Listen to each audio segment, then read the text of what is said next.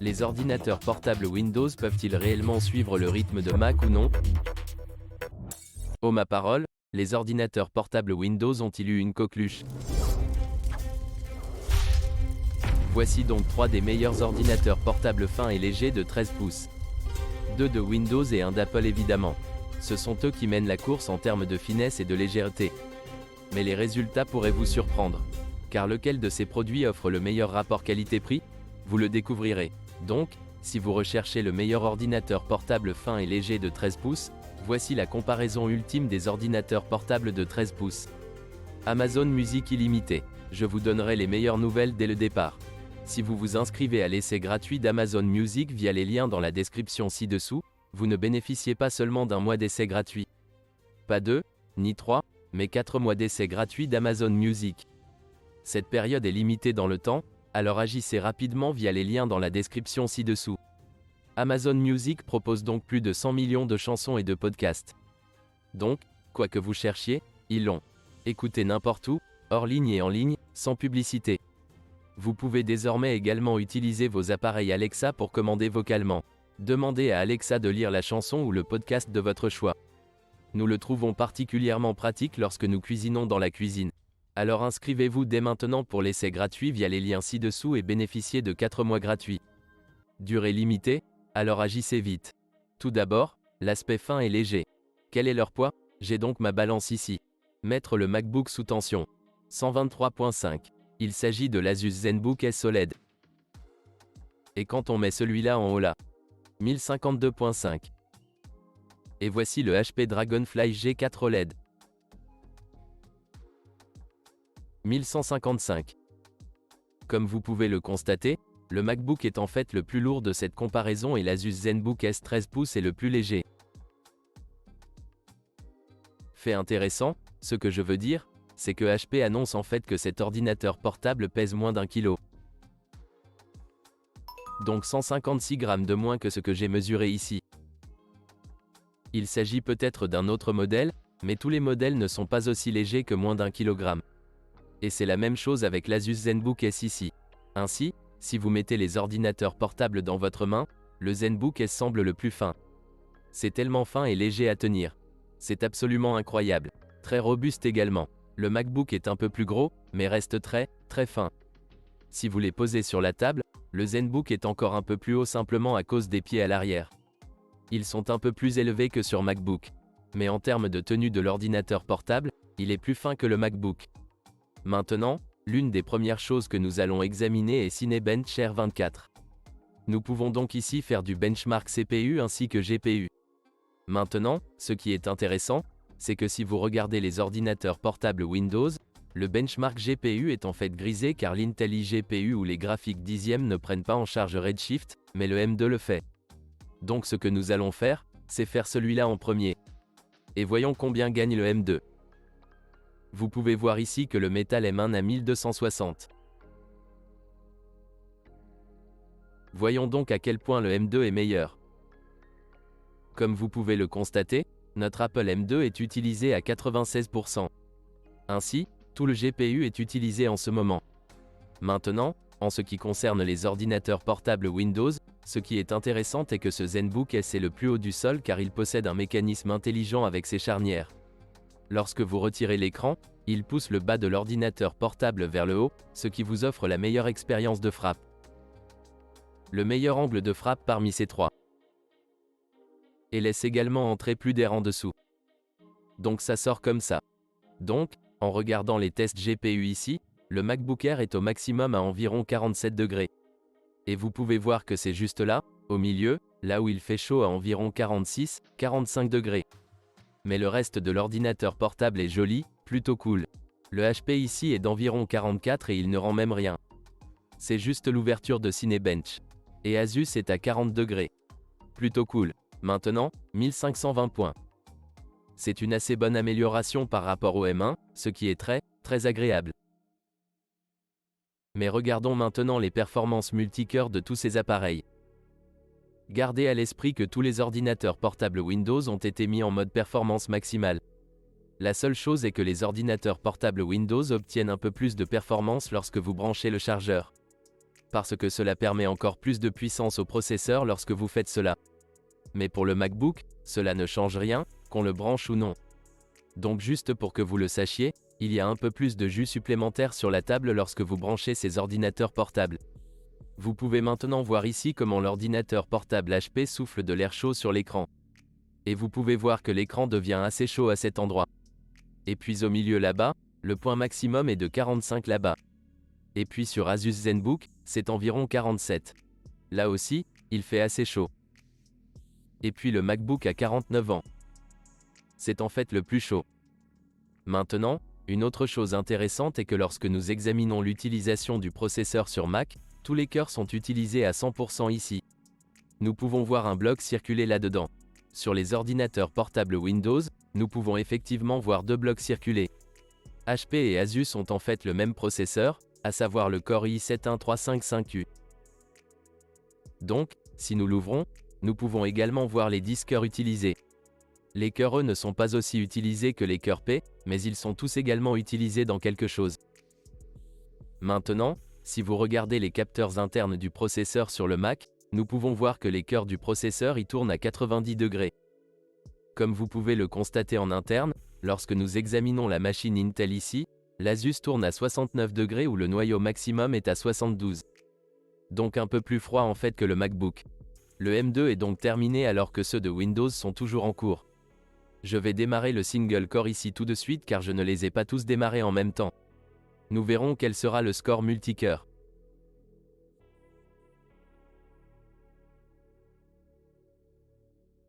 Je suis absolument en train de crier sur ces ordinateurs portables Intel. En fait, je suis allé un peu plus loin et j'ai fait un test avec l'Asus ZenBook branché et j'ai obtenu le meilleur score absolu que nous pouvions obtenir pour le score du processeur monocœur et multicœur. Comme vous pouvez le constater, nous avons légèrement amélioré le score monocœur et le score multicœur lors du branchement de l'ordinateur portable, mais nous sommes encore loin de ce que le MacBook peut faire. Le score monocœur est entre 16 et 18% plus lent sur le ZenBook S et environ 20% plus lent sur le HP ici. En termes de score multicœur, que vous soyez branché ou non, il est entre 31 et 35% plus lent que ces ordinateurs portables Windows. Gardez à l'esprit que les ordinateurs portables Windows ont en réalité plus de cœurs et des vitesses d'horloge beaucoup plus élevées. Mais comme vous pouvez le constater, ce n'est pas tout. Jetons maintenant un coup d'œil au benchmark du processeur Geekbench 6. Le test du processeur est désormais terminé. Faisons également les tests GPU. Et cela est en OpenCL. Maintenant, j'utilise également Vulkan sur les ordinateurs portables Windows et Metal sur Apple M2. Toutes les partitions ont donc été réalisées ici sur tous les ordinateurs portables. Et encore une fois, le M2 est absolument en train de battre les ordinateurs portables Windows, HP et Asus. Ainsi, en termes de performance monocœur, le ZenBook S est environ 5% plus lent et le Dragonfly environ 8% plus lent. Et en termes de score multicœur, le ZenBook est 14% et le Dragonfly à peu près le même 14,2, 14,3% plus lent. Mais quand il s'agit de graphisme, c'est maintenant qu'ils ont une coqueluche beaucoup plus grande. En OpenCL, le ZenBook S et le Dragonfly sont environ 40% plus lents. Mais dans les scores Metal ou Vulkan, nous pouvons voir que l'Asus et le HP sont environ 60 à 64% plus lents. C'est une énorme victoire pour le Mac. Ensuite, nous allons nous intéresser à Blender. Donc, si nous avons la possibilité de choisir où nous allons effectuer le rendu, alors sur les appareils Intel, nous ne pouvons choisir que le processeur. Mais sur l'Apple M2, on peut effectivement aussi choisir le GPU. Alors maintenant, les scores sont là et, oh mon Dieu, Apple est bien meilleur que ses ordinateurs portables HP et Asus. Ainsi, sur le processeur uniquement, nous pouvons voir que le ZenBook est entre 45 et 50% plus lent. Et le Dragonfly G4 est entre 46 et 50% plus lent que le processeur M2. Si nous le changeons en GPU, nous pouvons voir que MacBook passe à un autre niveau et est environ 88% plus rapide sur Monster Scene, 64% plus rapide sur la scène JunQ et 139% plus rapide sur la scène Classroom lorsque nous passons littéralement du processeur au GPU, ce qui est une chose énorme. Et cela n'est pas disponible sur les ordinateurs portables Windows. Maintenant, je dois mentionner que les deux ordinateurs portables Windows sont équipés d'un SSD Gen 4. L'Asus ZenBook dispose en fait d'un SSD d'1 Teraoctet. Le HP dispose d'un SSD de 500 Go et le M2 d'un SSD de 512 Go. Gardez à l'esprit que si vous connaissez le problème entre 256 et 512 différences sur le M2, alors la version 512 Go n'a pas autant de problèmes de performance que la 256. Maintenant, quand nous regardons les résultats ici, nous pouvons voir que le MacBook, si ces tests testent exactement les mêmes choses, alors les SSD du MacBook ne sont pas aussi rapides que ceux de Windows ici, en particulier sur le Crystal Disk. Marque. Mais cela ne vous dit pas tout. Vérifions le Blackmagic Disk Speed Test. Comme vous pouvez le constater, la vitesse d'écriture semble être à peu près la même que celle que nous avons vue lors du benchmark précédent. D'accord, maintenant il est descendu à 1100. C'est plus rapide. Cela représente environ 3,8 000 à droite, 3,8 000 à droite également. Et nous pouvons en voir environ 3 ici. En termes de lecture, MacBook maximum 1300, 1700 sur 4000 là-dedans. Donc, en regardant le HP, nous obtenons environ 3,4 Go par seconde. L'Asus mesure 3,8 et le MacBook environ 2,9, soit environ 3 Go par seconde. En termes d'écriture, le ZenBook fait 3,8 Go par seconde. Deuxièmement, il est intéressant de noter que le HP n'écrit pas aussi vite.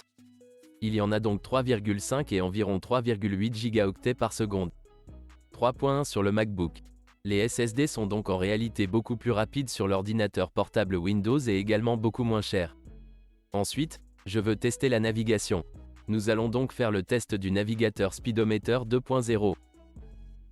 Les ordinateurs portables Windows peuvent-ils réellement suivre le rythme de Mac ou non? Nous utilisons Microsoft Edge sur les ordinateurs portables Windows, puis Safari sur Mac, qui devrait être le navigateur le plus natif. Oh, Mémo, les ordinateurs portables Windows ont-ils eu une coqueluche? C'est 503 pour le Safari, 291 pour le ZenBook et 276 pour le HP, ce qui est absolument fou. Ensuite, ce que je veux tester, c'est un expert vidéo d'une des vidéos que nous avons réalisées sur la chaîne. Voici donc la revue du RTX 1490. Et comme vous le verrez, il se passe beaucoup de choses sur la chronologie. D'accord? Enfin, le projet Premiere Pro est ouvert, ou du moins, il est ouvert sur la plupart des ordinateurs portables. Le ZenBook l'a donc ouvert. Le HP me crache vraiment au visage en ce moment. C'est juste du retard. Et je ne sais pas si c'est à cause de la sécurité HP Wolf qui crée tout cela, mais ce n'est pas une ouverture. Mais ce que je remarque, c'est que la chronologie du MacBook est très agréable et fluide. Et pour être honnête, même la chronologie d'Intel n'est pas si mauvaise non plus. Il semble un peu plus lent que le MacBook. Donc ce que nous allons faire, c'est exporter. Et pour notre pré-réglage, nous allons utiliser YouTube 1080p. La raison intéressante pour laquelle je souhaite faire ce test est que l'Intel iGPU intégré à ses processus sur les ordinateurs portables Windows est très intéressant car il dispose d'un moteur double média.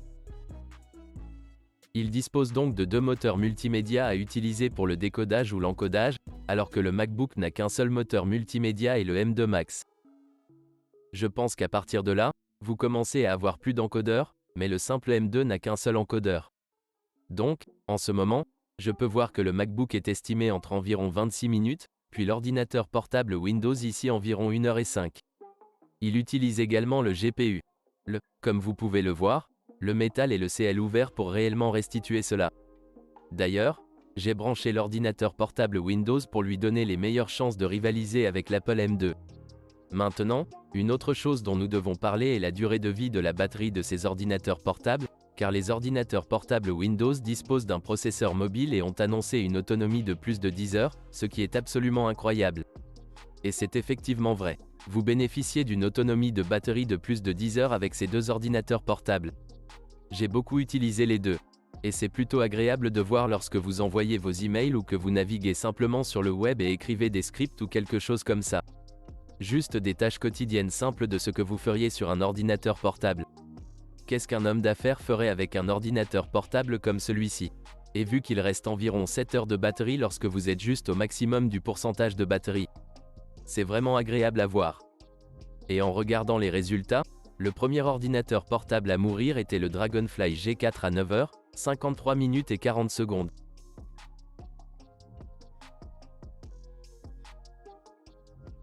C'est un 080p. YouTube a joué le jeu.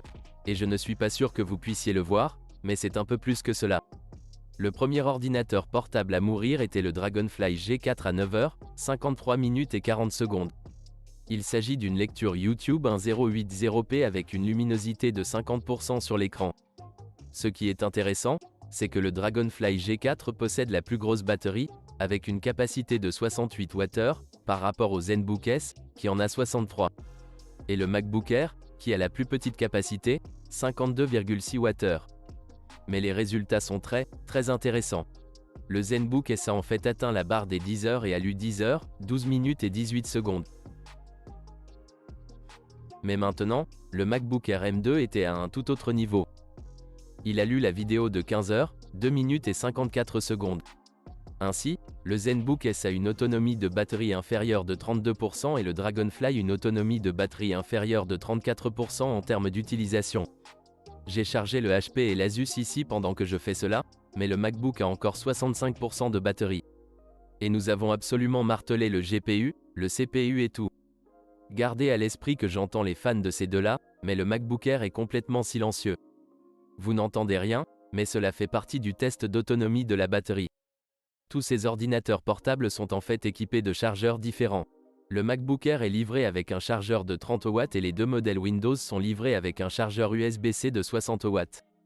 Le MacBook est livré avec un chargeur MagSafe, mais vous pouvez également charger le MacBook via USB-C si vous le souhaitez. Ou si vous souhaitez mettre à niveau le chargeur vers un chargeur un peu plus puissant, le câble MagSafe est en fait USB-C sur le Mac. Et l'autre côté, vous pouvez donc utiliser un autre chargeur que vous pouvez acheter en ligne. Si vous souhaitez en découvrir certains, je vais les laisser liés dans la description ci-dessous. Chargeur de 65 watts et 100 watts. Je voulais donc savoir combien de temps faut-il pour que tous ces ordinateurs portables se chargent de 0 à 100%. Gardez à l'esprit que lorsque j'ai testé les ordinateurs portables Windows, j'ai pu constater qu'ils allaient très vite jusqu'à environ 70%, puis qu'ils commençaient à ralentir. Et de 99 à 100%, cela a pris le plus de temps. Donc entre chaque pourcentage de 99 à 100, c'est celui qui a pris le plus de temps. Le chargeur le plus rapide, à 200%, était en fait le ZenBook S. Ainsi, le ZenBook S dure plus longtemps et se charge 200% plus rapidement que le HP. Il se charge à pleine capacité à partir de 0 en 2 heures, 2 minutes et 29 secondes. Fait intéressant, le HP n'est pas loin derrière. Seulement environ 30 secondes plus tard, le HP est à 100%, soit 2 heures, 2 minutes et 53 secondes. Le MacBook, cependant, prend un peu plus de temps. 2 heures, 34 minutes, 37 secondes.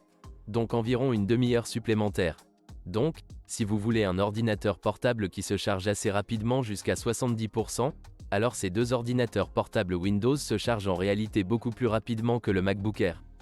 Mais en même temps, le temps qu'il vous faudrait pour charger à 70%, je parie que le MacBook Air durera plus longtemps même si le pourcentage de batterie est inférieur, il durera plus longtemps car sa durée de vie de la batterie est bien plus longue, si cela est logique. Maintenant, en regardant les spécifications de ces ordinateurs portables, ils sont beaucoup plus similaires que vous ne le pensez. Désormais, le processeur est M2 sur le MacBook Air. Le ZenBook S et le HP Dragonfly disposent tous deux du processeur i7-1355U. En termes de cœurs, le MacBook Air possède 8 cœurs. 4 d'entre eux sont des cœurs P et 4 d'entre eux sont des cœurs E. Il n'a pas d'hyper-threading. Il y a donc un, vous savez, thread par cœur, si cela a du sens. Mais fondamentalement, il ne s'agit que d'un ordinateur portable à 4 cœurs avec 4 cœurs d'efficacité, mais au total 8 cœurs. Les deux ordinateurs portables Windows ont 10 cœurs. Ils ont 2 cœurs P et 8 cœurs E. Les cœurs P ont un hyper-threading. Vous disposez donc de 2 threads par cœur. En termes de fréquence turbo maximale, le M2 est évalué à environ 3,6 GHz par rapport aux 5 GHz. Ce que nous pouvons obtenir sur ces ordinateurs portables Windows. Donc, comme vous pouvez le voir, la spécification GHz ne veut rien dire car dans tous les benchmarks, le M2 est plus rapide en termes de score monocœur et multicœur par rapport à ces deux ici. En termes de GPU, les ordinateurs portables Windows disposent d'un GPU Intel 10e, qui dispose de 96 unités d'exécution. L'Apple MacBook Air dispose d'un GPU M2, doté de 8 cœurs GPU. Il semble donc que celui de Windows devrait être bien meilleur, mais ils ne sont pas vraiment comparables. En termes de moteur multimédia, le M2 en a un, tandis que ceux de Windows en ont deux. Côté RAM, nous disposons de 16 Go de mémoire unifiée sur le M2. Mais en réalité, la RAM de ces deux ordinateurs portables Windows est également unifiée car elle l'utilise à la fois pour le GPU et pour le CPU. Et nous avons 16 concerts sur chacun d'eux. Donc, tous ont 16 Go. En termes de bande passante mémoire, ils affirment que le M2 est évalué à environ 100 Go par seconde. Alors que le ZenBook S fonctionne à 5200 MHz et le Dragonfly à 4800 MHz. Donc un peu de RAM plus lente sur le Dragonfly. Je pense que 100 Go par seconde correspondent à environ 8000, 7000, 8000 MHz avec la DDR5. Gardez cela à l'esprit. Ainsi, en termes de RAM, le M2 dispose d'une RAM beaucoup plus rapide. Tous disposent du Bluetooth 5.3. Et en termes de Wi-Fi, le MacBook dispose d'un Wi-Fi 6. Alors que les ordinateurs portables Windows disposent du Wi-Fi 6e. Donc une spécification un peu meilleure ici. Lorsque l'on regarde les ports de l'ordinateur portable, c'est là que le MacBook commence à s'effondrer légèrement. Le HP dispose d'un port USB Type A, Type C et d'une prise casque sur le côté droit, ainsi que d'un verrou Kensington, que les autres ordinateurs portables n'ont pas. Et puis nous avons un port HDMI et un autre USB Type C sur le côté gauche. L'USB Type C est compatible Thunderbolt 4 et USB 4 sur HP. Il y a donc de bons ports et en tant qu'homme d'affaires ou agent de voyage, vous avez tout ce dont vous avez besoin. Vous n'avez pas besoin de dongle supplémentaires pour vous connecter aux écrans de présentation ou quelque chose comme ça. En ce qui concerne l'Asus ZenBook S, nous avons un USB Type A et une prise casque sur le côté droit, deux ports Thunderbolt sur le côté gauche, qui sont de type C, ainsi qu'un port HDMI. C'est là que le MacBook fait vraiment défaut. Si vous avez besoin d'un HDMI, vous avez besoin d'un dongle. Si vous avez besoin d'un USB Type A, vous avez besoin d'un dongle. Vous pouvez l'étendre avec l'USB Type C, mais c'est tout. Passons à l'écran. Et l'écran de ces ordinateurs portables est assez différent de celui du MacBook ici. Le M2 et les MacBooks ont été annoncés comme l'écran Apple Retina et c'est l'un des meilleurs écrans que vous puissiez obtenir. Et c'est plutôt bien. Il prend en charge jusqu'à 10 bits. Cela dit jusqu'à 1 milliard de couleurs. Je ne trouve nulle part la spécification de profondeur de bits. Il indique un affichage jusqu'à 10 bits. Donc, je ne sais pas s'il s'agit d'un affichage 8 bits plus FRC ou s'il s'agit d'un véritable affichage 10 bits. Je ne suis pas sûr, mais je pense qu'il peut prendre en charge 10 bits. Ces ordinateurs portables Windows peuvent prendre en charge 8 bits et 10 bits. Et vous pourriez vous demander, que voulez-vous dire par 8 bits et 10 bits? Le fait est que si vous n'avez pas branché l'ordinateur portable, les écrans exécuteront des panneaux OLED 8 bits. Si vous les branchez et activez le HDR, ils commenceront à fonctionner à 10 bits et dans l'espace colorimétrique HDR, mais vous ne pourrez pas activer le HDR lorsque vous utilisez simplement la batterie. Il y a donc un autre inconvénient avec ceci, sur batterie, ce sont des écrans 8 bits. Et une fois branchés, il s'agit d'un affichage 10 bits, si cela a du sens. Mais je pense que MacBook a l'écran le plus faible de ces trois. Si vous regardez la taille, le MacBook a 13,5 pouces, ce qui est à peu près la même taille que le HP, mais le HP a plus d'espace vertical sur l'écran par rapport au MacBook et n'a pas l'encoche stupide au milieu de l'écran. Écran.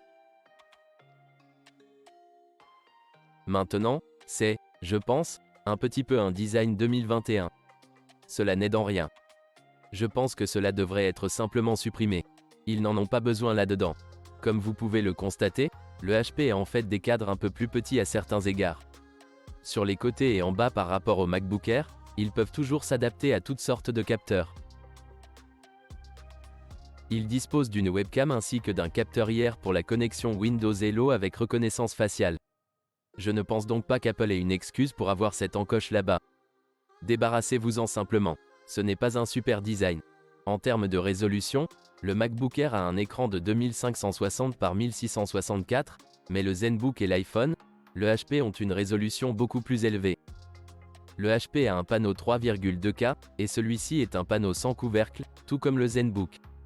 Le ZenBook mesure 2880 par 1800, puis le G4 le porte ici à un autre niveau, 3000 par 2000 pixels.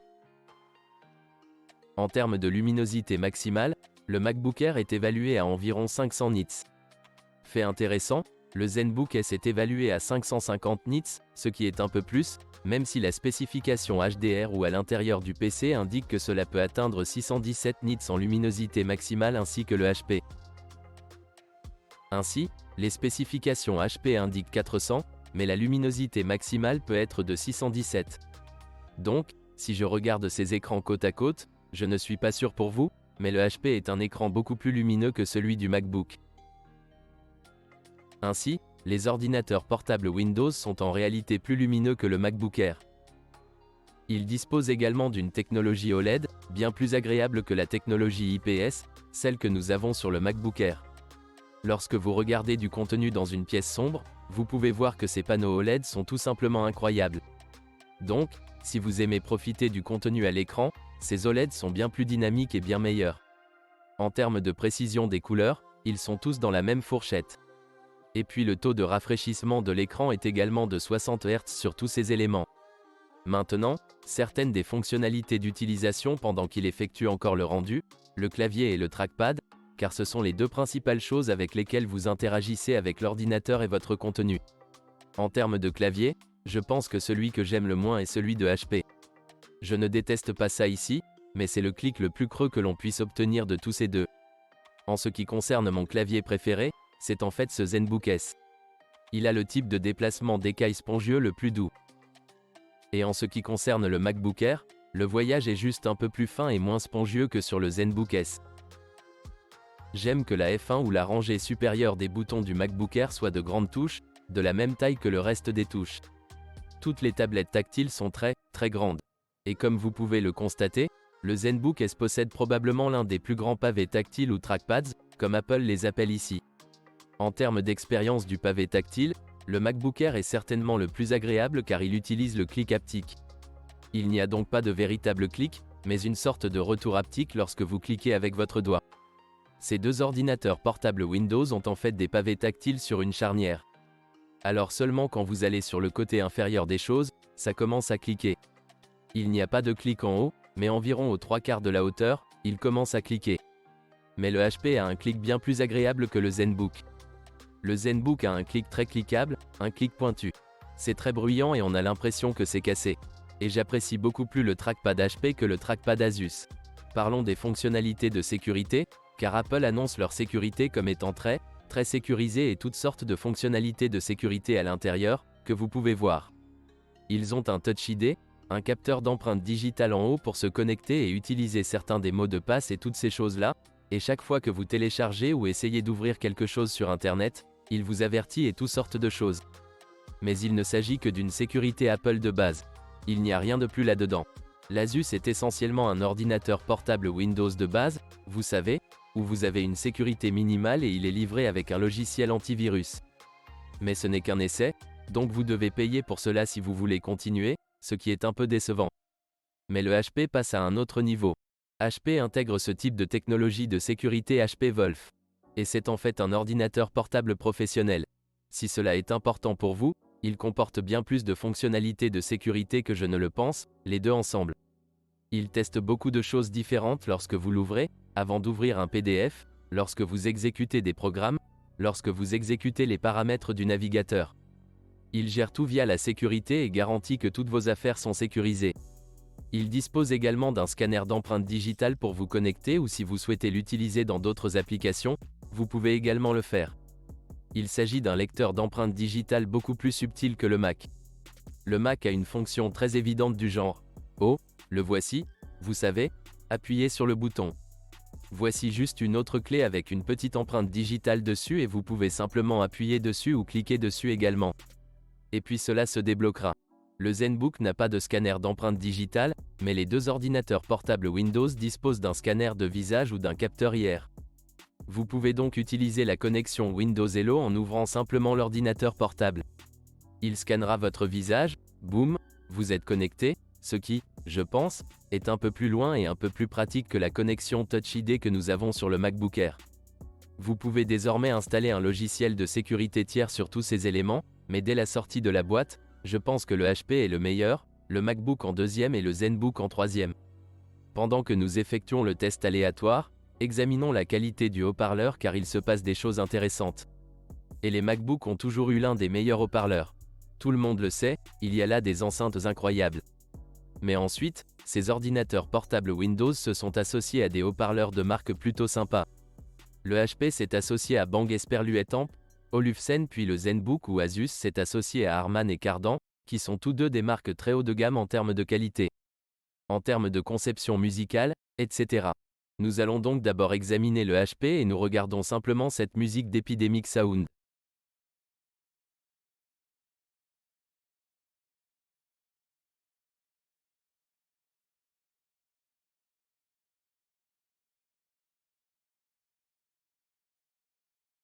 Je veux dire, très bien aussi.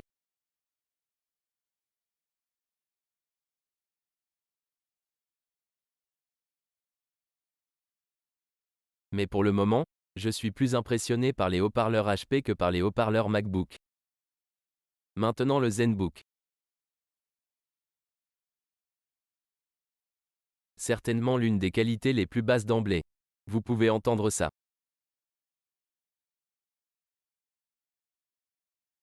Il manque de la profondeur.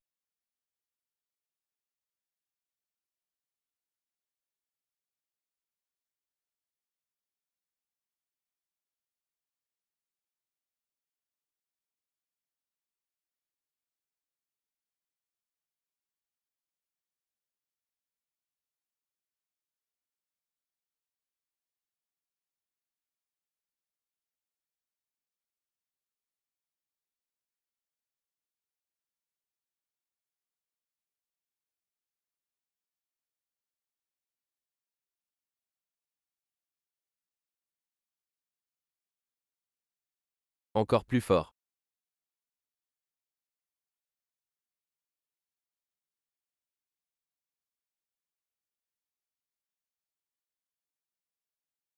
Dis-moi que tu ne veux pas partir pour l'instant, mes yeux sont d'accord. C'est presque comme si nous nous étions rencontrés pour la première fois. Je m'en fiche. Il est trop tard. Je ne le ferai pas. Je m'en fiche. Il est trop tard. Oh, pourquoi pas nous? Je ne veux pas passer une minute sans toi. Je sais que tu ressens le sentiment que je ne peux pas attendre. Je ne veux pas passer une minute sans toi.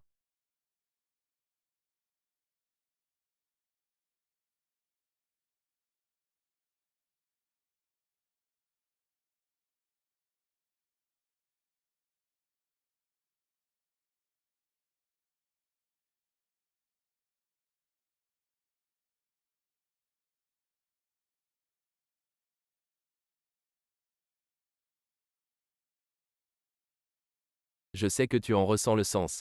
Je pense que ce HP possède les meilleurs haut-parleurs que j'ai jamais entendus sur un ordinateur portable de 13 pouces. Ils vont vraiment très fort.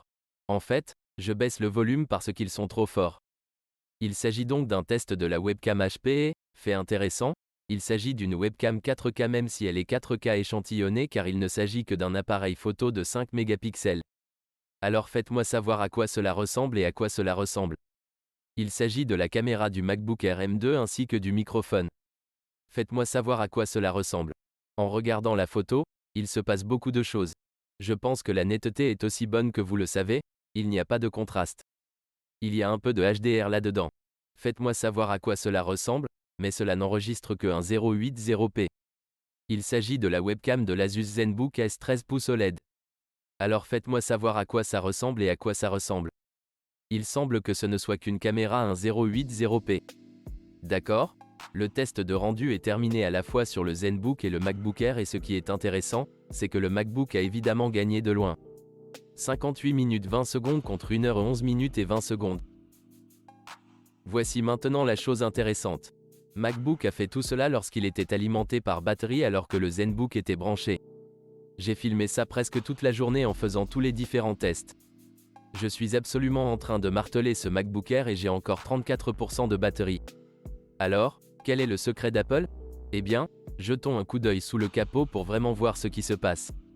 Voici donc la plaque arrière du MacBook Air et que pouvons-nous voir à l'intérieur ici? Donc, fondamentalement, toute cette partie inférieure ici est la batterie et c'est essentiellement ce qu'est l'ordinateur ici. Et où sont les fans? C'est vrai, ce MacBook Air est alimenté par un câble de carte mère refroidi passivement. Cela vaut pour le trackpad et tout ça, mais essentiellement c'est tout.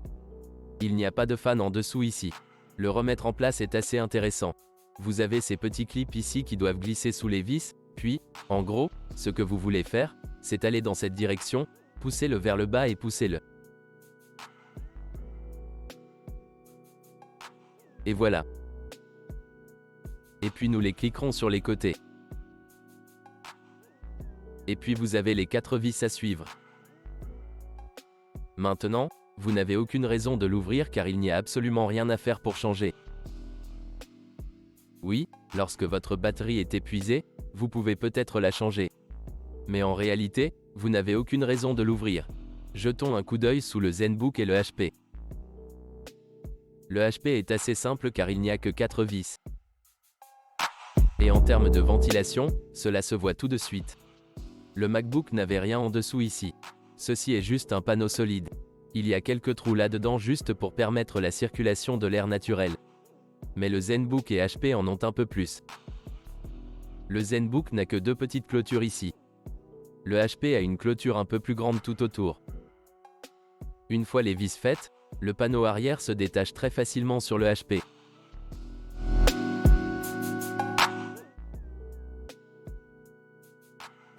Très similaire. Mais vous pouvez voir qu'Asus a en fait rendu la batterie un peu plus longue et plus plate, 63 Wh. Comparé à celui un peu plus épais ici qui est de 68,4 Wh. Vous pouvez voir que les enceintes Asus ne sont que 2 ici. Mais le HP en aura 2 ici et je crois qu'il y en a 2 de l'autre côté également. Voici le système de refroidissement actif pour les deux. On peut voir les caloducs, 2 caloducs là où le HP est en fait passé pour un massif. Caloduc comme vous pouvez le voir ici.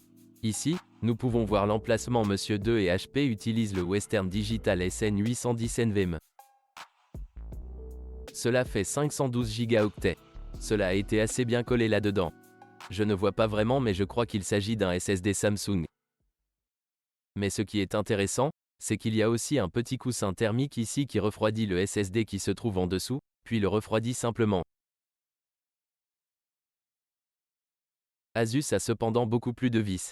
11 vis et certaines d'entre elles sont également de tailles différentes.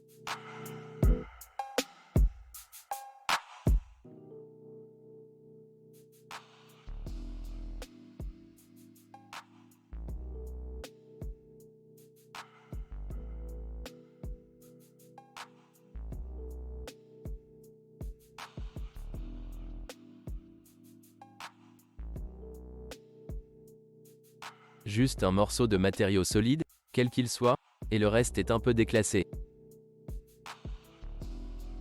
Maintenant, je pense que HP a fait un travail incroyable en gardant cet ordinateur portable aussi minimal. Si vous regardez le design, c'est aussi une couleur. Même les vis en dessous sont bleues de la même couleur très minime. L'Asus est probablement mon design le moins préféré. Si vous regardez également à l'intérieur, soudain, une autre couleur apparaît. Il y a un peu d'or, il y a du gris, il y a un autre argent différent en dessous. Beaucoup de couleurs différentes, beaucoup de formes différentes, beaucoup de petits morceaux différents. Mais si vous regardez le Dragonfly et le HP, ce n'est qu'une seule couleur à l'intérieur et à l'extérieur. Tous les claviers, trackpads, tout correspond. Je pense que c'est un ordinateur portable absolument magnifique. Si vous vous présentez à une réunion d'affaires avec celui-ci, tout le monde le respectera, car cela semble tout simplement premium. Il a l'air haut de gamme, il a l'air un peu gros et c'est juste un joli ordinateur portable haut de gamme celui-ci aussi. Ce ZenBook, même s'il est le plus fin, il se passe beaucoup de choses.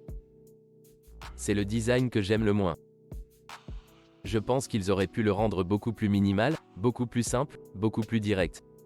Mais c'est ça, il est en réalité plus performant et est un peu plus mince. Lorsque vous le tenez dans votre main, c'est l'ordinateur portable le plus fin et le plus léger. C'est donc plutôt cool et bat réellement le HP en termes de performance. Nous voulons maintenant parler du prix car c'est alors que vient la conclusion.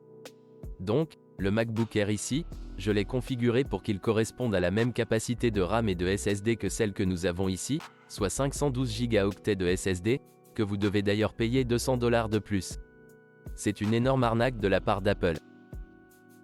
Deuxièmement, nous avons besoin de 16 Go de RAM, ce qui est une autre mise à niveau que nous avons effectuée de 8 à 16 et que vous devez également payer $200. Donc, ces deux mises à niveau d'Apple à $400 sont une mise à niveau absolument ridicule. Maintenant, HP fait la même chose. Lorsque vous souhaitez mettre à niveau votre SSD de 256 à 512, vous devez payer $130, ce qui est un prix absolument ridicule. Désormais, vous pouvez essentiellement mettre à niveau les SSD de ces ordinateurs portables. Très probablement, à ce stade, vous vous contenterez de les configurer dès le départ. Le MacBook Air coûte donc au total 1 499 $. Un peu moins de 1 599 $. Maintenant, ce ZenBook ici, qui est en fait l'ordinateur portable le plus petit, le plus léger et le plus fin, coûte 1 399 $. Et ce modèle à 1 399 $ est en fait doté de 32 Go de RAM et de 1 Teraoctet de SSD. J'ai les 16 Go de RAM. Ce qui signifie qu'il aura encore plus de performance, vous obtiendrez encore plus de spécifications que ce que vous pouvez voir ici. Et il a une victoire encore plus grande par rapport au HP et peut-être encore plus proche du MacBook en raison de la présence de RAM. De plus, lorsque vous achetez l'Asus ZenBook, vous bénéficiez de 3 mois gratuits sur l'abonnement Adobe Creative Cloud.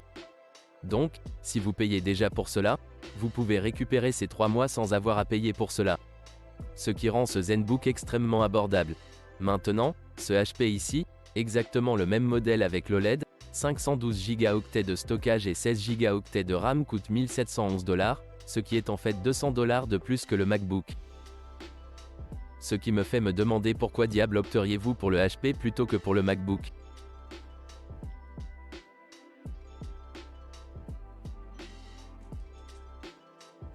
Parce que je voudrais ce HP parce qu'il est tellement meilleur qu'un panneau IPS non OLED.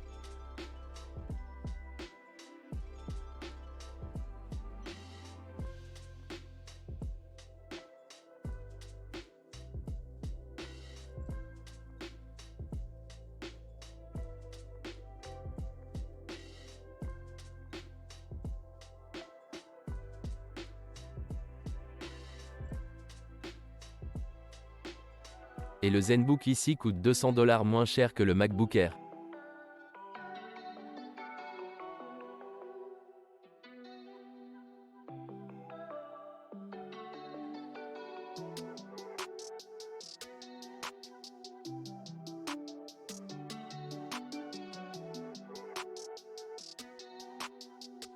Pour moi, c'est difficile à expliquer, mais lorsque l'on travaille simplement avec Windows, ouvrir des documents, fermer Windows, descendre, ouvrir un navigateur. Ok, où était ce dossier? Ouvert là, vérifiant mes documents. Ensuite, ces ordinateurs portables semblaient un peu plus vifs que le MacBook.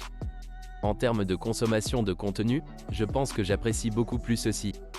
Si nous regardons un film avec ma femme au lit et que je dois choisir un ordinateur portable, je récupère une de ces OLED. Hier soir, nous avons récupéré le HP parce que les haut-parleurs sont bien meilleurs que tout le reste. J'avais les haut-parleurs à environ 5% et je devais encore les baisser parfois de 10% sur certaines des boîtes de dialogue inférieures en regardant Brush Hour 2. C'est assez drôle en fait.